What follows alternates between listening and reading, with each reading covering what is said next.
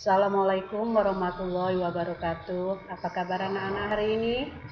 Semoga kalian semua sehat. Itu yang kami harapkan.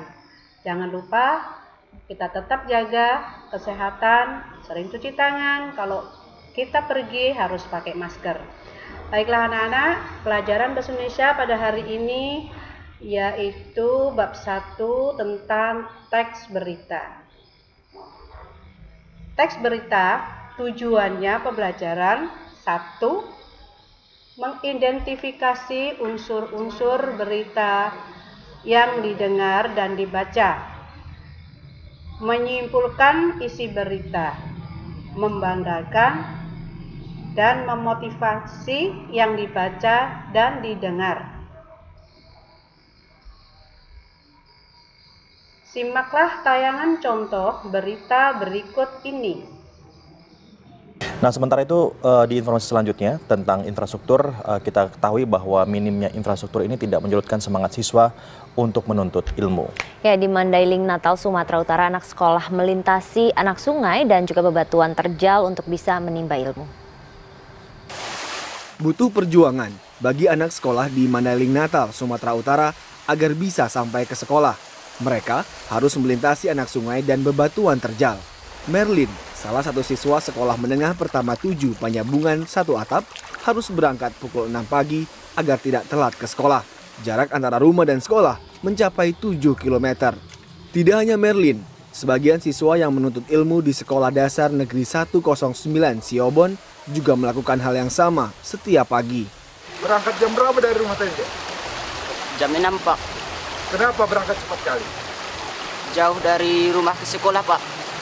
Berapa jauh rupanya dari rumah ke sekolah? 2 jam, Pak. 2 jam. Pernah terlambat? Pernah.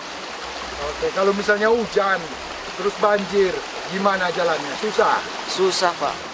Kepala Sekolah SMP 7 1 Atap dan SD Negeri 109 Panyabungan, Sahrudin mengaku memberi keringanan terhadap siswa yang terlambat sampai sekolah.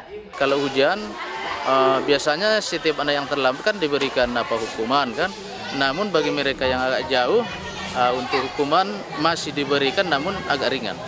Sekolah berharap pemerintah daerah memperbaiki akses jalan menuju sekolah.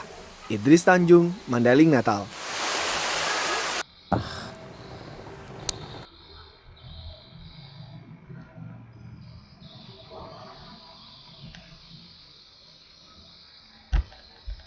Setelah kalian mendengarkan berita tadi, di situ terdapat unsur-unsur berita. Berita adalah informasi baru atau informasi mengenai sesuatu yang sedang terjadi. Disajikan lewat bentuk cetak, siaran, internet, atau dari mulut ke mulut kepada orang ketiga atau orang banyak. Teks berita merupakan teks yang berisi tentang segala yang terjadi di dunia yang ditulis di media cetak, disiarkan radio, ditayangkan di televisi, atau diunggah di situs. Berita berisi fakta, tetapi tidak semua fakta diangkat menjadi berita. Unsur-unsur berita yaitu ada 6. Apa, siapa, di mana, kapan, mengapa, dan bagaimana. Dan biasanya dalam bahasa Indonesia disingkat dengan adik Simba.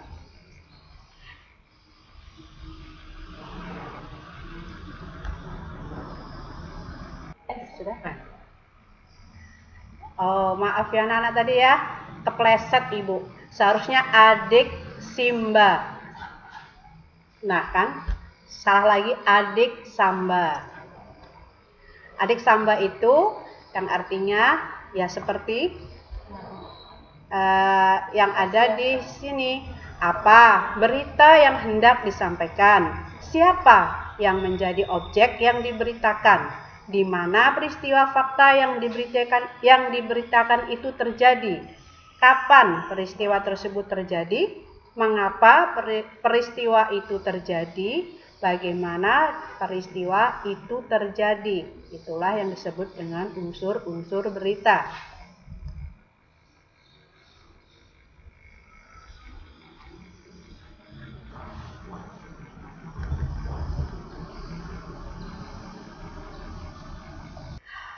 Baiklah anak-anak, tadi sudah Ibu jelaskan tentang langkah-langkah unsur-unsur berita.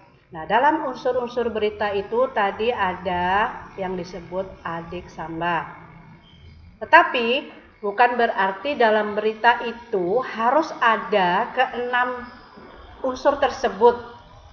Tapi boleh mungkin ambil 3 atau 4 unsur. Dan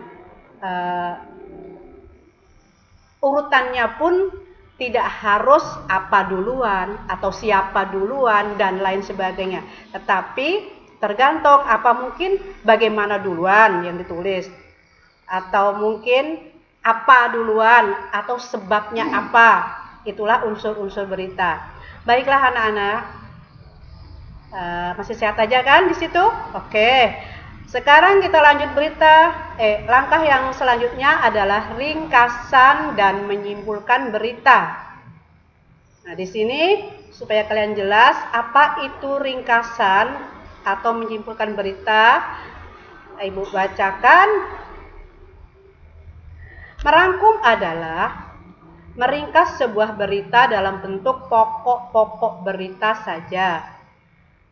Untuk mendaftar hal-hal pokok diperlukan pemahaman dan pengetahuan tentang berita yang akan diringkas.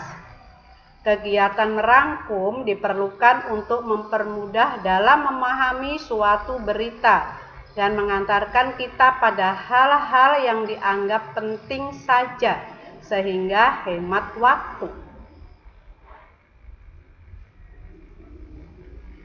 Cara atau langkah yang dapat dilakukan untuk membuat rangkuman. 1. Mendengarkan berita dengan seksama atau membaca berita. 2. Mencatat pokok-pokok berita. Nah, pokok-pokok informasi yang meliputi jawaban atas pertanyaan apa, siapa, kapan, di mana, mengapa, dan bagaimana.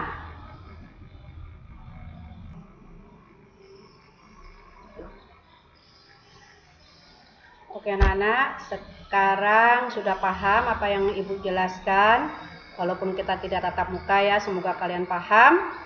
Jadi setelah Ibu jelaskan tadi, inilah kesimpulannya. Bahwa kita memahami berita, kita harus tahu dulu pokok-pokok beritanya. Yaitu dengan adik samba tadi. Itulah pokok-pokok yang penting dalam berita. Sekarang berikutnya adalah kalian Ibu